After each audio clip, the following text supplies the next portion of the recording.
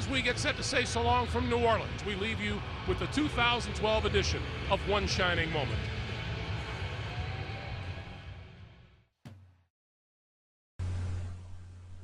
For the first bracket that students fill out, allow them to use any method that they want. If they know anything about basketball, they can make educated guesses and say that Kentucky would probably beat Mississippi State or poor WKU. If they don't know anything about basketball, allow them to use any other method that they choose. They could use the seeding, so they could say if the higher seed always wins, the lower seed always wins. They could go by their favorite color, their favorite team mascot. Allow them to be creative and use anything that they want for this one.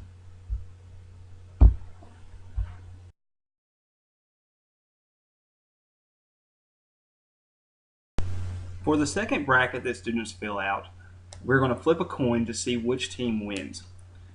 For this, I used a random coin flipper generator that I found online, but of course you can use this method or just simply give them a coin to flip, which would probably be much easier. So for the first one, I'm going to say if I get a heads, the higher ranked team wins. So I'm going to flip. So the lower ranked team wins since I have tails. So WKU beat Kentucky in the first round. For the next one, so heads the higher team wins, tails the lower team wins. Flip. It was tails, so the lower team wins again. So UConn advances to the second round. Third game, Wichita State VCU. Flip. Heads, so the higher ranked team wins. Wichita State advances. Have students continue this strategy down the entire bracket.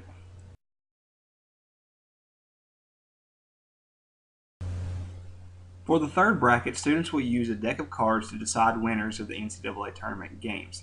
The diagram seen here is an example of upset cards. For a 1 seed to be beat, you must draw an ace. For a 2 seed to beat, you must draw an ace or a king as seen here. For an example of how this card picking strategy will work, we will look at last year's NCAA tournament. The first game, Kentucky versus WKU.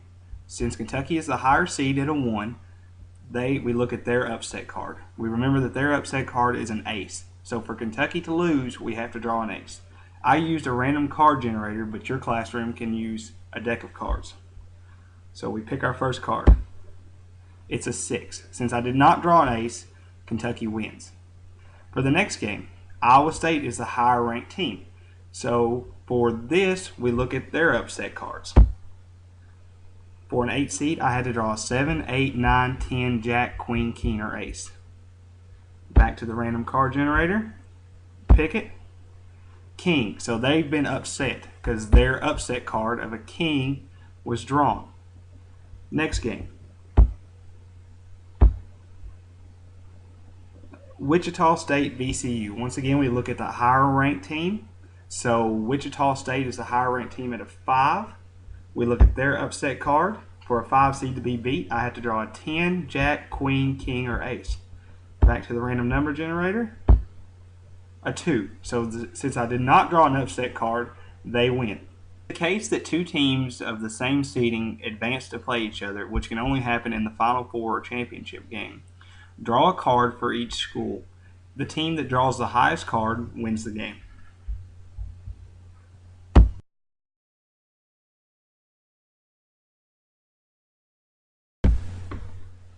For the next several brackets, we're going to use different basketball statistics to help us make our selection. For the fourth bracket, we're going to use the win-loss percentage of each team. For the fifth bracket, we'll use points scored per game. For the sixth bracket, we'll use points allowed per game.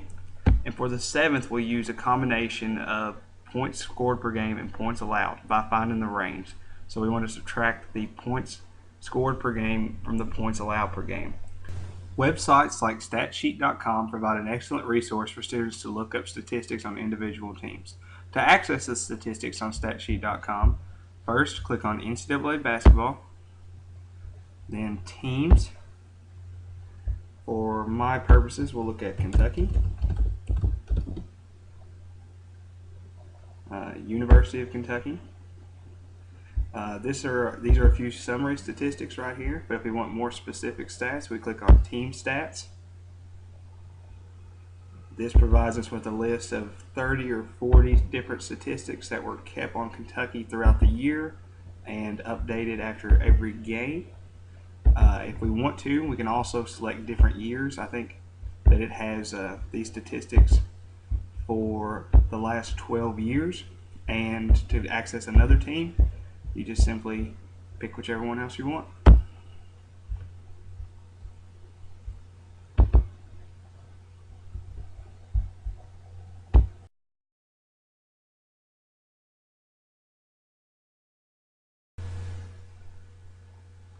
For the 8th and final bracket, students will create their own strategy of picking NCAA tournament winners using probability, statistics, or a combination of the two.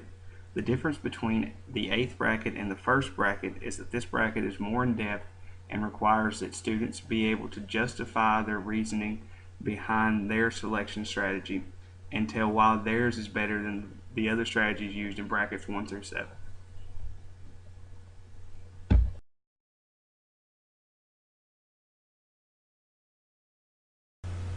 If time and school internet usage policies permit, another option that teachers have is to have students fill out brackets online. To do this, go to a website that has a tournament challenge.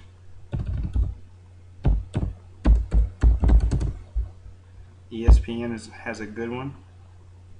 Once you're there, click on NCAA Tournament Basketball. Then 2012 Tournament. Tourney Challenge. Once here, have students set up an account, and using this they can fill out multiple brackets very easily, and the system grades it for them, and it also shows them how their brackets stack up to other people's in the world, as you can see right here.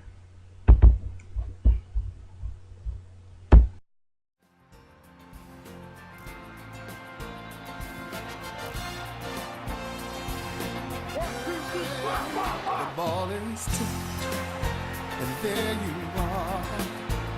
You're running for your life. You're a shooting star. And all the years, no one knows just how hard you worked. But now it's